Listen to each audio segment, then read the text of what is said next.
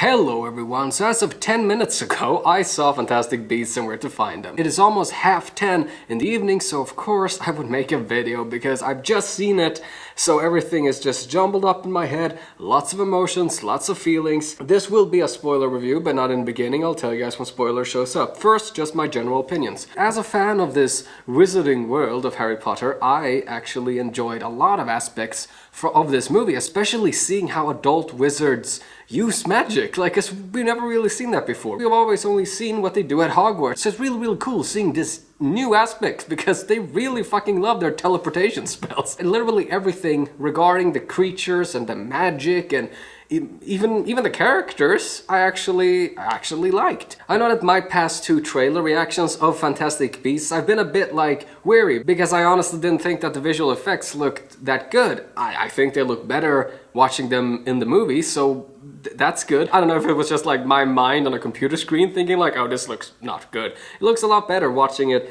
in theater, so that was a bit of a relief. Do I think it's a fantastic movie? No, I don't. There are problems with the movie. The problems don't lie with the visual effects, they don't lie with the actors. They could have like explained some parts that happens in the story a bit more and then dialed back on some of the other stuff. My main problem is most likely with J.K. Rowling's screenplay, and that's mostly because it's her first screenplay, and I honestly do think it shows, because it looks like she's almost tried to write this screenplay as though it was a novel, because you go from a scene to a scene to a scene to a scene, which it's very much like a novel form. I could picture it in my head. Okay, so this is the chapter with this guy, this is the chapter with this guy, here we're going back to that guy. And I think that in movie form, with only 2 hours to tell your story, I think that's a bit jarring. Obviously, they'll take the criticism of this movie and try to implement it in the future movies, because that's just how you make a better sequel.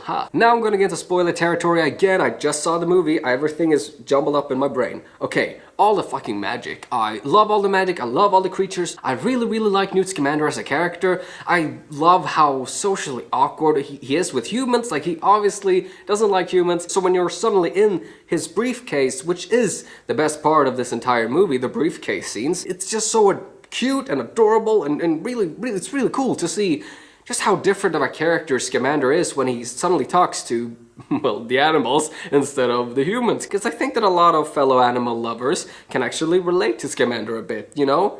I love animals so much more than I love humans. I'm so happy that the movie wasn't just like, okay, we need to find this animal and then this animal, because based on the trailers I thought, you know, all the animals in this briefcase were released, but only like 4 of them were, so thank God about that. No, the main plot of this story is actually about something called an obscurus or something. I'll be honest, when I saw it in theaters, I was a bit confused. It's a child growing up who knows magic, can do magic, but is punished for doing it and is not allowed to do magic, and that forms an obscurus, or which is like really dark matter, and it's basically like fucking the Green Lantern dude from his movie, that like the Dark Cloud. Harry Potter wasn't allowed to use magic and blah, all of that. Shouldn't he also have had like an obscurus inside of him? I'm actually just going to Google search just so that I have all the facts, because you can't make a video and not have all the facts, because then you're done in the YouTube comments. It's a form taken by a human wizard who's repressing his or her powers. So I guess technically Harry didn't actually repress his powers, but I feel like that's a thing that we've never heard before until this movie. I think that's a bit like, shouldn't we know about that sort of thing? Like, can that just happen to any wizard or witch? Like, it seems a bit dangerous, don't you think? And then of course this dude, Credence, played by the Flash, haha, he's repressing his magic and then it just dark cloud. And then this dude, Graves, as an Auror, tries to, well, he doesn't try to help him. He wants Credence to find this obscurus. And then of course, plot twist, it turns out that Credence actually is the obscurus. And then another fucking twist, Gellert Grindelwald. Let me talk about the opening scene. Love the opening scene. I fucking love that. You know, having all the classical and then the new theme with the Fantastic Beasts, that's awesome. And then all the newspapers with Grindelwald and all of that. And then fucking Graves turns out to actually be Grindelwald. I knew, big thanks to Facebook and spoilers and all of that Grindelwald was in this movie and that he's fucking played by Johnny Depp. I was just like, ah, so exciting, yet fucking horrendous. Cause did you see how he looks? What? Grindelwald's whole thing is that he doesn't want wizards to hide anymore. He wants wizards to be out in the open and all of that. Can I just talk about like how he looks? Cause fucking... It sounds like Johnny Depp was like, fine, I'll be in your movie if I can dress however I like. I'm not a fan of how he looks. It makes me wonder, like, Dumbledore fell in love with that?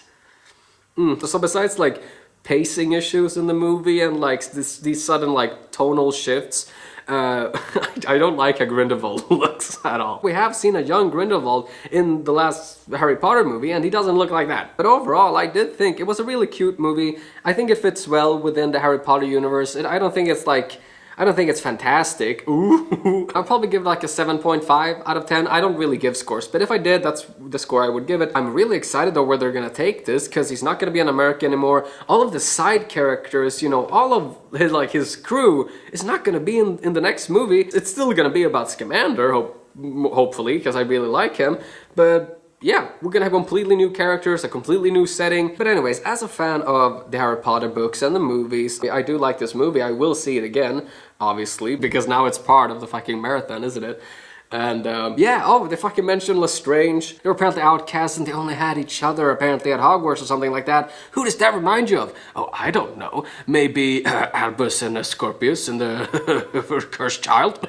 I don't know, but that's what it totally reminded of when he started talking about Leta Lestrange. And I also thought it was a fun way to mention one of the older, you know, Lestrange, you know, the name Lestrange, without having it feel like... Really? I love the way the magic was used. I hope we see more of that, because the teleportation city in this. I love that. I love how they can just like, whoop. It makes me wonder though why they have to like go by boat. Is there a limit to how far they can teleport? It probably is. Who knows? Maybe we'll find out in the sequel. Probably not. I hear that the next movie is gonna take place in France and that Grindelwald will be in the movie more. Yeah, I'm gonna go now. Hopefully we're still Dumbledore in the sequel. Ooh, that would be exciting. Haha. Goodbye. Have a fantastic day. Love you all. Fantastic.